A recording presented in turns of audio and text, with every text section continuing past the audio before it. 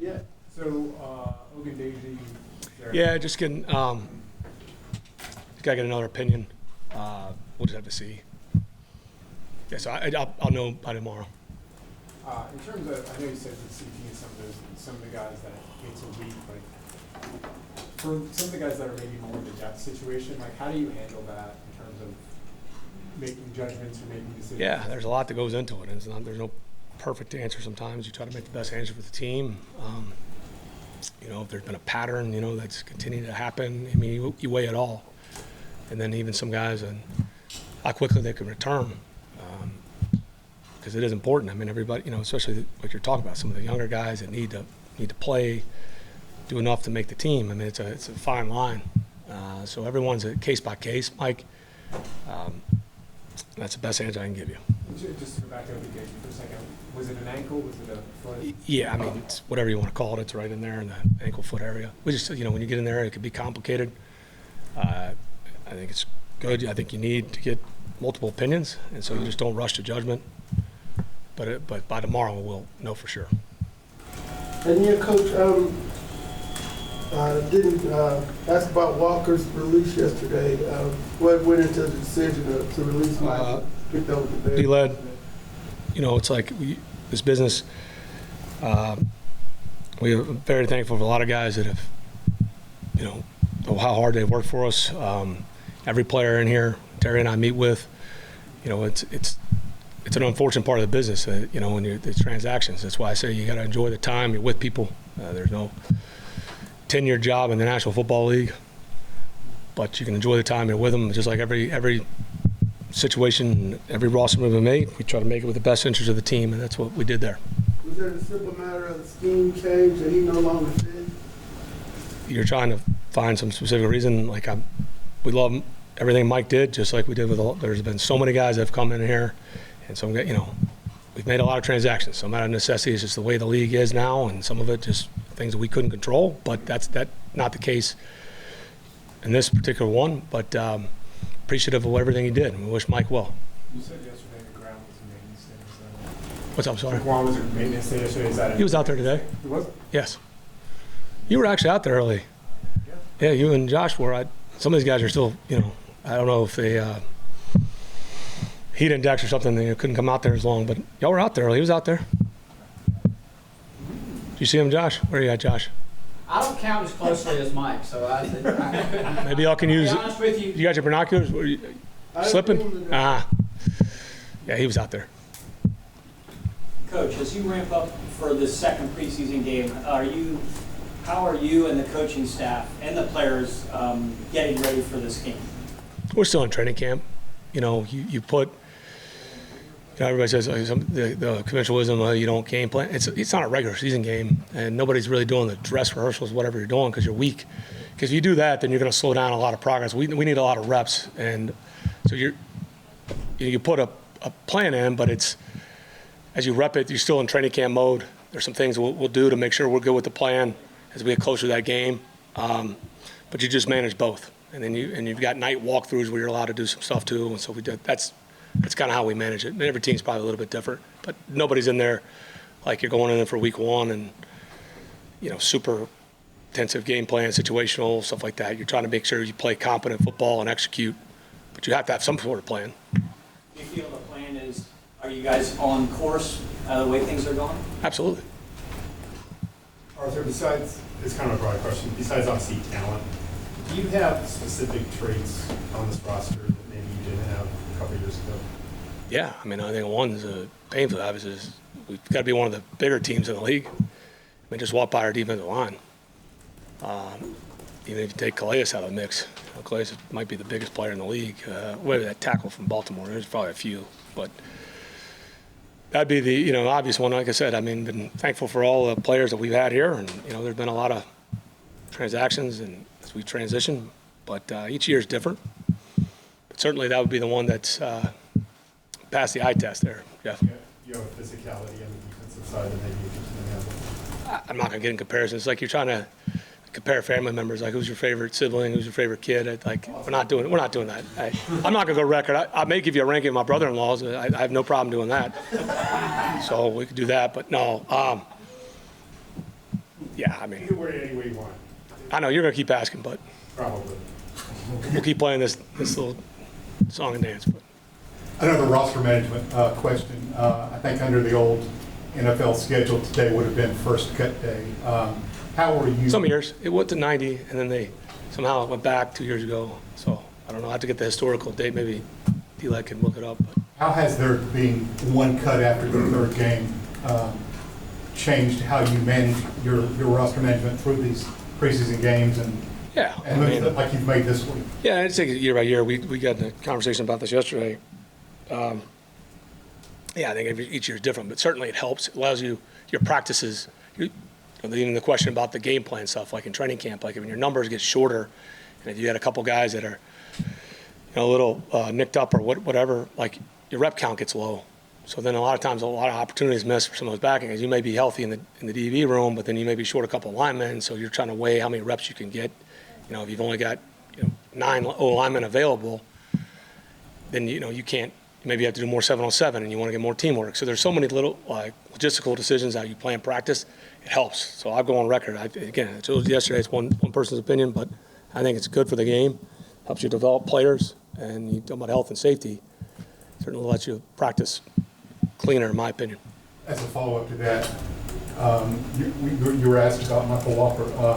If you've got a guy that is going to be not making your final cut, but now he's got a chance to go ahead and land a spot somewhere else. Sure, that's taken into consideration. That goes into your consideration.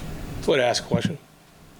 You talked about bigger guys up front. How much is that going to help Brady? He's obviously having to take on less. It depends on what scheme you want to run. If it's depends on your rush plan. There's so many different front combinations that people play. The third down.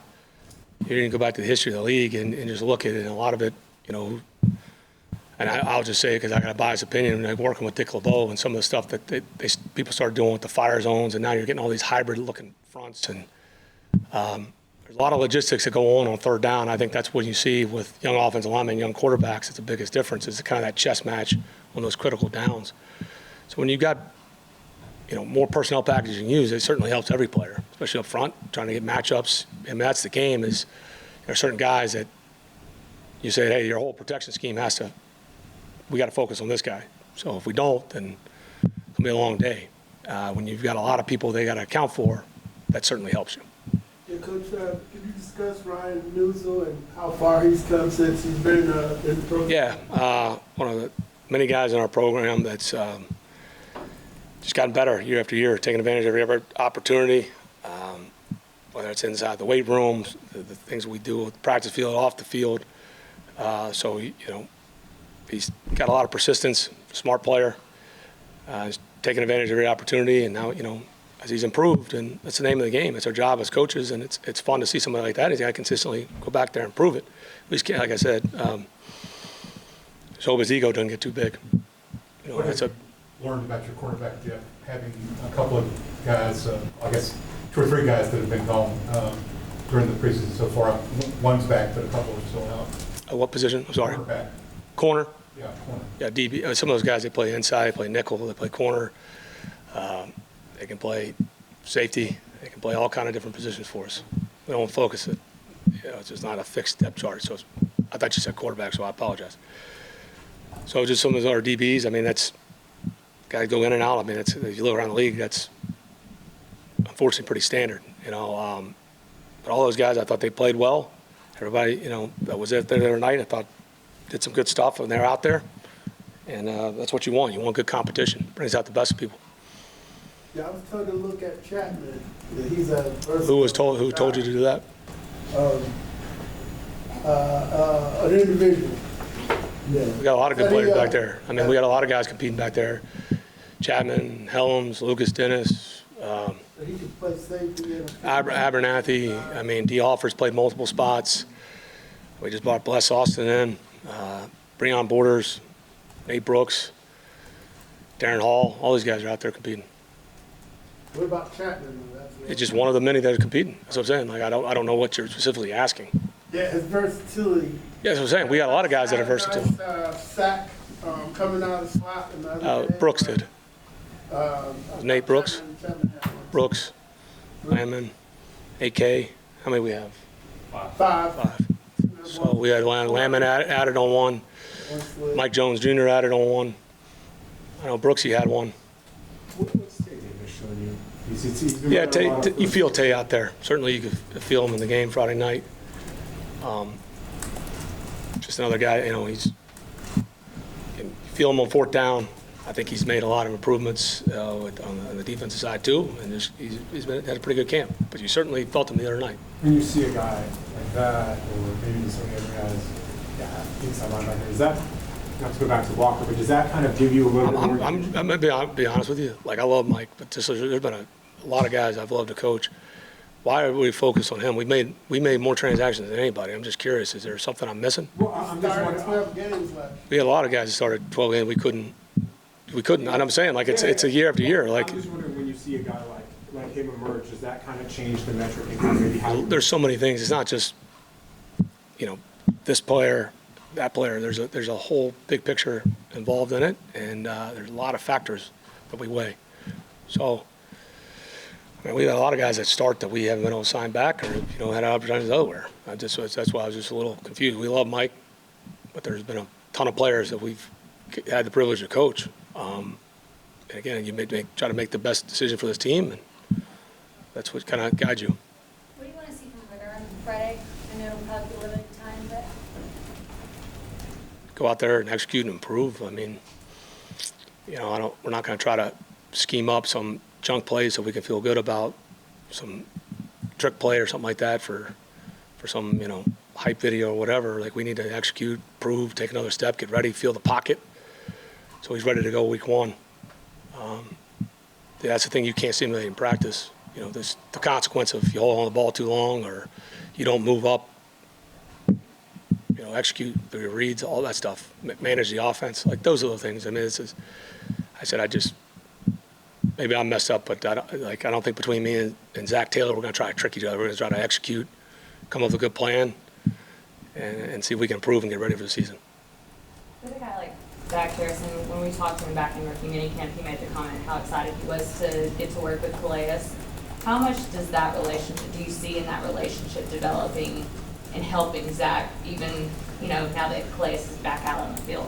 There's a lot of guys. I mean, the whole room. I mean, if you don't take advantage, I told some of those young guys, like, it's not just like on the field, off the field. How do you handle stuff? Like, we've got great veterans in there. Go ask them what their routines are, what their habits, how they take care of themselves, sleep, all that stuff. Like, use that wisdom that's in the locker room, and so hopefully they take advantage of it. Don't waste it. With Nigel, if he was working with first team during team, is that just because Dalman? Who's that? With Dalman and Nigel, is that? Nigel? God, you already butchered him. The guy's a celebrity. Noozle. Sorry. Noozle. Like the news. Like his news flash is his handle. I'm aware. Said it went up. Said Bassey got him some more followers. Always. Yeah. In terms of him, he was working with first team during the team. Is that just kind of Dalman coming back and ramping him up? We got an individual plan for everybody, just like we did, and what we wanted TQ to do today is same with Drew. We tried to be smart, and thought Drew got some good work, and that's just day by day, trying to make sure it's the right thing for the player and for the team. Anything else? Thanks, Jess. Thank you. Thank you.